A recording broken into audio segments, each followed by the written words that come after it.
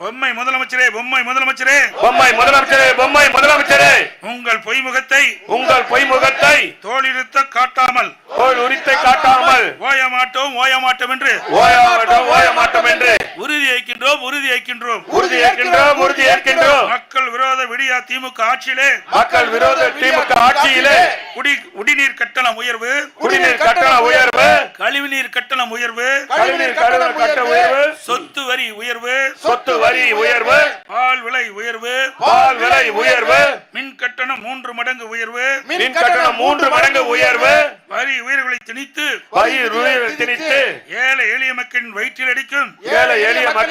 அடித்து தந்திர மாடல் ஏமாற்று மாடல் திராவிட மாடல் ஆட்சியை வீட்டுக்கு அனுப்புவோம் என்று உறுதியேற்கின்றோம்.